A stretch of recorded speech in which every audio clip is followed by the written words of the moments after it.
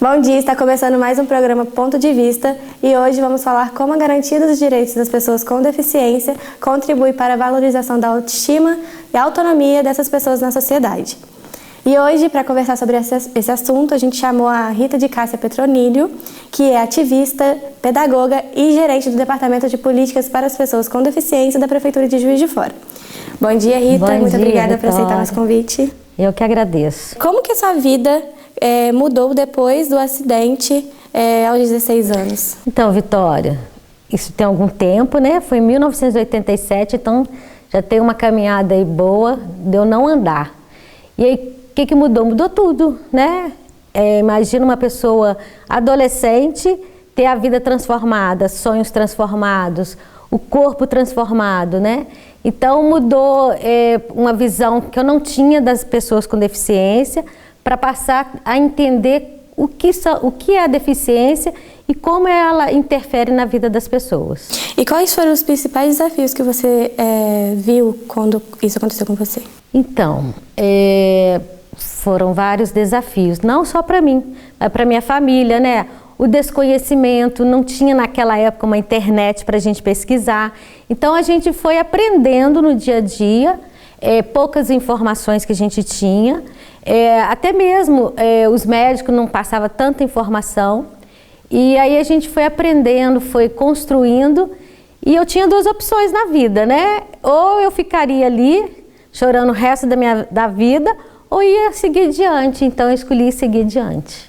E de que forma que a sua experiência pessoal influenciou na sua atuação dos direitos das pessoas com deficiência? Levou algum tempo para eu entender o que estava acontecendo comigo. Eu sempre falo, eu gosto de citar, que eu li um livro que foi assim, transformador na minha vida, que é do Rubem Alves, né?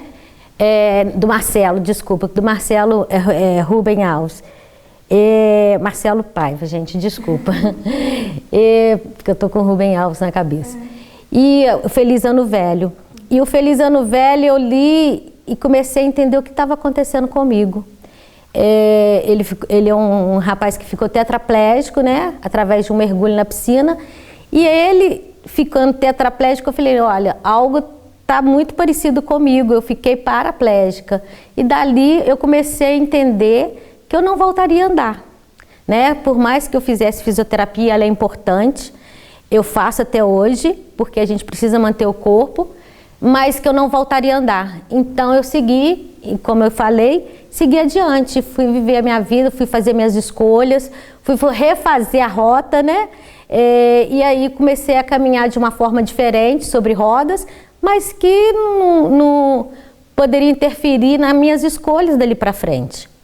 E o que motivou você a ser essa militante ativista dessa causa? A falta de acessibilidade, a falta de inclusão, a falta das pessoas perceberem a diversidade humana, né? A gente vive uma diversidade humana, mas as pessoas não entendem que somos todos diversos, que a gente está na vida, ninguém é igual a ninguém. Isso é importante a gente dizer, que as pessoas são diferentes e a gente precisa entender essas diferenças para que a gente possa entender a humanidade. E quando a gente nega a diversidade humana, a gente está negando quem?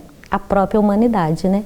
Então, dali eu comecei a perceber que eu não estava nas ruas, que eu não me via representada nas ruas, nem na TV, nem nas propagandas de produto, nada.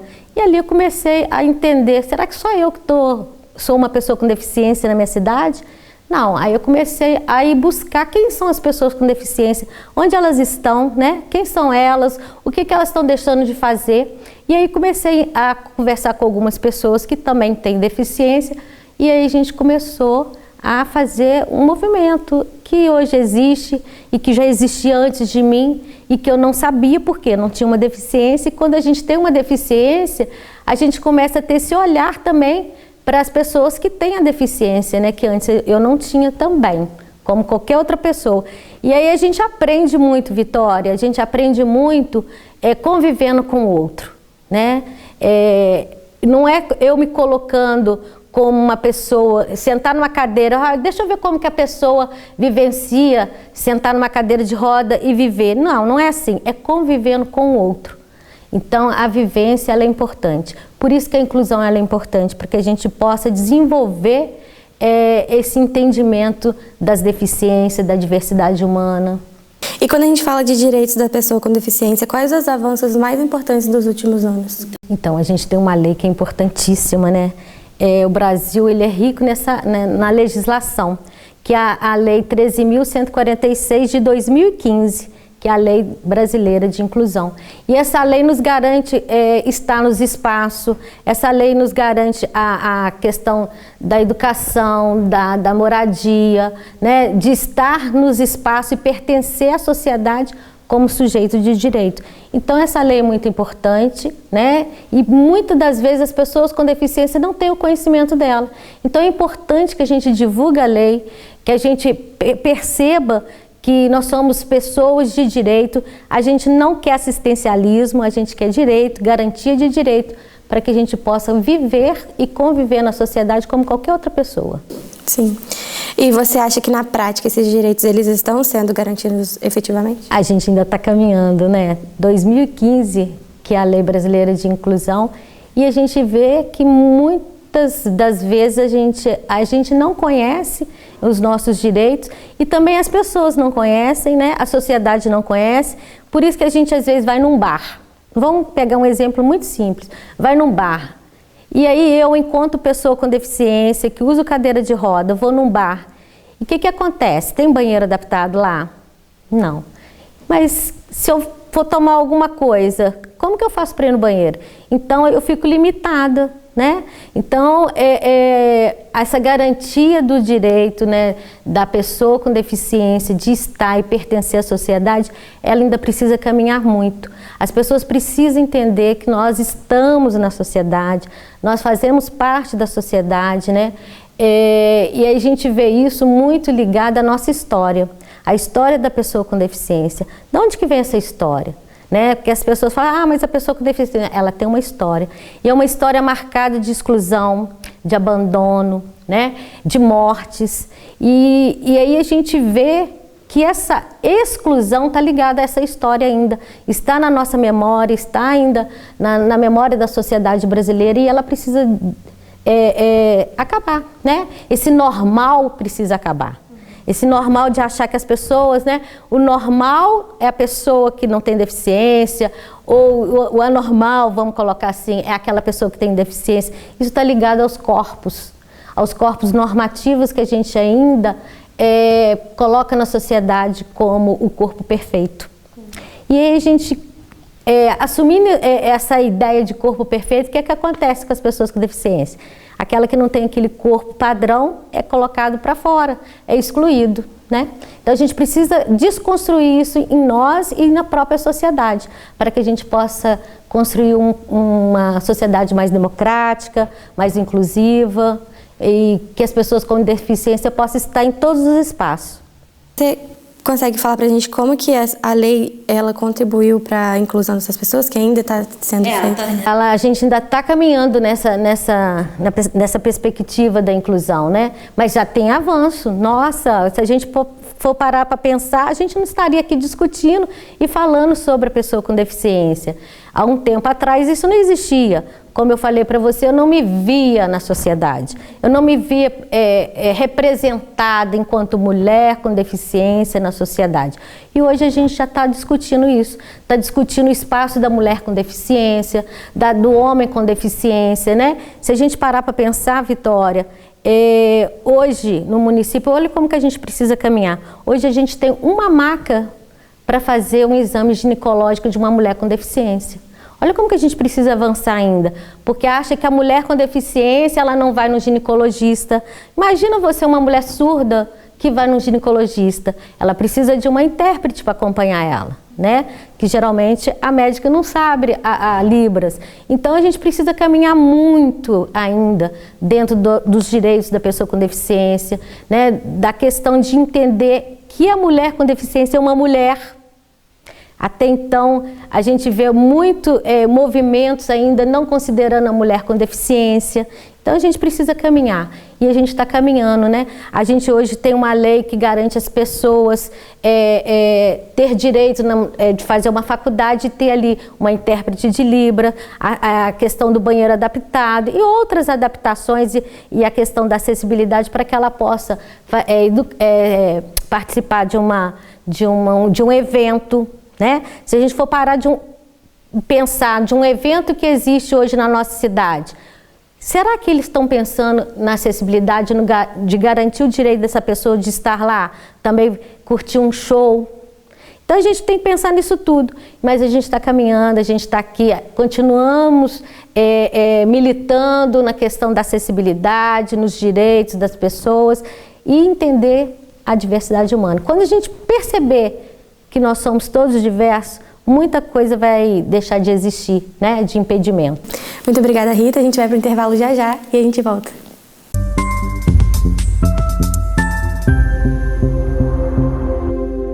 Voltamos no nosso segundo bloco de entrevista com a Rita. Rita, agora a gente vai falar sobre autoestima e pertencimento das pessoas com deficiência. Qual que é a relação entre a acessibilidade e a autoestima dessas pessoas? Então, tem tudo a ver, né? Porque se você tem acessibilidade, se você tem a possibilidade de estar nos lugares, você está sendo vista, você vai se preparar para estar ali, como qualquer pessoa, né? Então, a autoestima, ela também te dá condição de você se sentir confiante, de estar nos lugares, né? De frequentar diversos lugares. Então, a autoestima da pessoa com deficiência ela é importante, até porque está ligado à questão dos corpos normativos, né, dos padrões de corpos, que a pessoa com deficiência ela não está dentro do padrão que é imposto pela sociedade. Então, muitas das vezes, muitas meninos com deficiência deixam de sair de casa por causa disso. Né? Além da questão da acessibilidade, da vergonha do corpo, da vergonha de não estar dentro do padrão que a sociedade impõe. Então, a autoestima ela precisa ser trabalhada, ela precisa ser olhada com respeito, né? Em relação às pessoas com deficiência.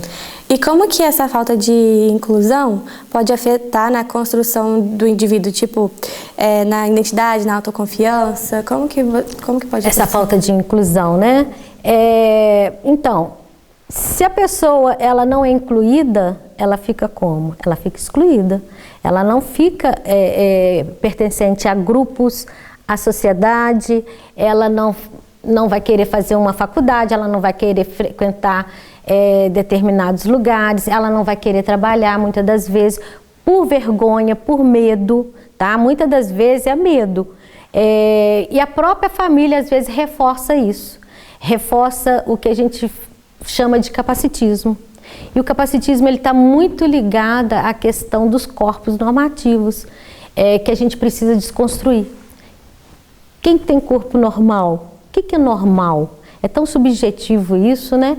E aí a gente precisa pensar que essa palavra que é tão nova na nossa sociedade, que não se falava antes, e o preconceito, né, a questão da opressão de corpos, ele tem nome, que é o capacitismo.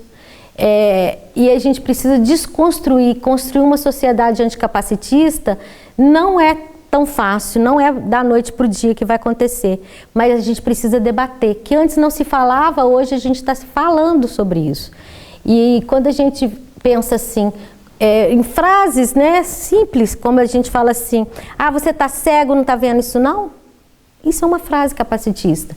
E a gente precisa parar, pensar por que a gente diminui a pessoa que é cega, a pessoa que é surda, a pessoa que não anda, a pessoa que fala de forma diferente, que pertence e está no mundo de forma diferente, que percebe o mundo de forma diferente.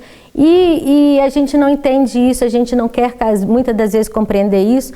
Por quê? Porque a gente está numa bolha, que é a sociedade. Todo mundo tem que ser igualzinho, todo mundo tem que ter o mesmo corpo, pensar da mesma forma, e desconstruir isso todos os dias. Você falou um pouco sobre capacitismo. Você podia falar um pouco mais como que essas coisas acontecem e aparecem no dia a dia?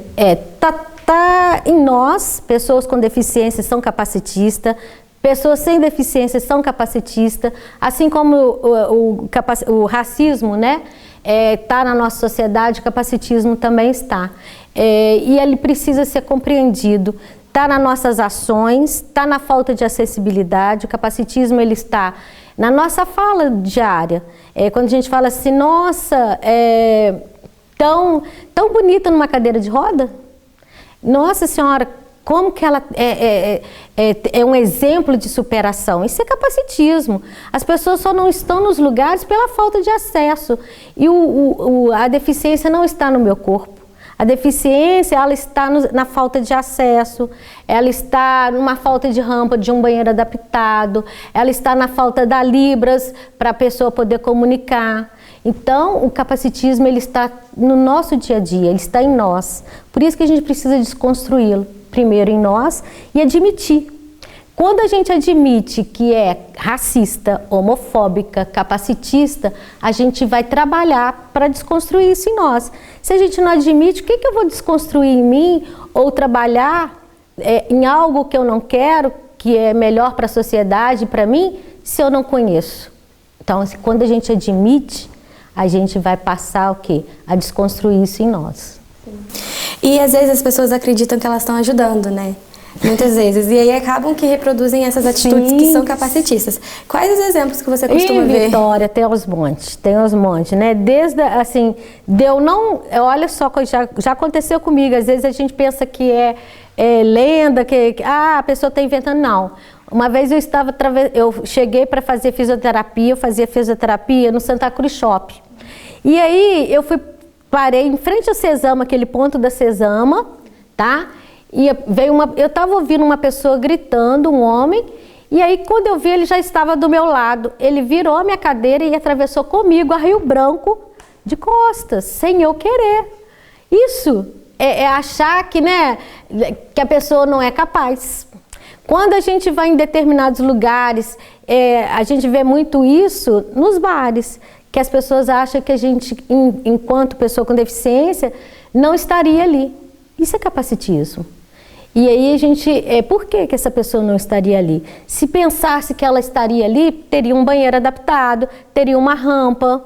Isso acontece nas lojas também, né? Muitas das vezes o lugar de vai provar roupa, não entra uma cadeira de roda, ou não tem uma rampa em frente para entrar na loja. Isso é capacitista, capacitismo, é achar que a gente não é consumidor, que a gente não vai estar ali para se divertir em determinados lugares. Então a gente precisa desconstruir isso. E isso está sendo um caminho, né? Antes não se falava, então há um progresso aí. A gente está se falando, a gente está aqui, né? Nesse momento falando sobre isso. E o que precisa mudar para que a sociedade enxergue as pessoas com deficiência além das limitações? Primeira coisa, né? É entender a diversidade humana. Entender que as pessoas são todas diferentes. A gente foi criado numa cultura de achar que todo mundo é igual. E não é. Ninguém é igual a ninguém, né? Carlos Drummond já falava disso no poema dele. E aí a gente precisa entender que somos diferentes, corpos diferentes, estar no mundo de forma diferente, entender que essa diversidade humana, ela precisa ser respeitada, compreendida, entendida.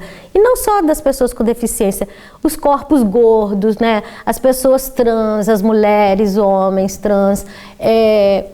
Entender que as pessoas são o que elas são e respeitar o jeito de ser da pessoa, o jeito de estar da pessoa, o corpo daquela pessoa. E como que a representatividade pode influenciar na autoestima das crianças e jovens com deficiências? A inclusão, né? A partir do momento que você convive com a pessoa com deficiência, você está desconstruindo ali uma sociedade que exclui, né? Eu sou professora, tá? E aí eu dei aula para criança, alfabetizando, e as crianças, elas têm um modo de olhar para o mundo que quando ela não é influenciada pelo adulto, que já está contaminado, que já tem a ideia dele capacitista, racista, homofóbica, machista, essa criança, ela pergunta as coisas para você. Então, sem medo, né? Quantas vezes as crianças perguntavam assim, como que você toma banho? Você fica em pé? Como você troca de roupa? Isso é legal, isso é importante para a inclusão, para as pessoas e para as crianças verem as diferenças humanas. E para a gente terminar, que já está chegando ao fim da nossa entrevista, se você pudesse mudar imediatamente uma única atitude na sociedade em relação às pessoas com deficiência, o que seria? E por quê? Construção de uma sociedade anticapacitista, né? Que é uma sociedade democrática, uma sociedade inclusiva, justa, uma sociedade que olha as pessoas sendo elas mesmas, sem querer mudar as pessoas porque ela tem uma deficiência ou porque ela pensa de forma diferente. É aceitar as pessoas do jeito que elas são. Muito obrigada, Rita, por ter aceitado a nossa entrevista. Vitória. Muito obrigada pela sua audiência. Estamos chegando ao fim e até o próximo episódio.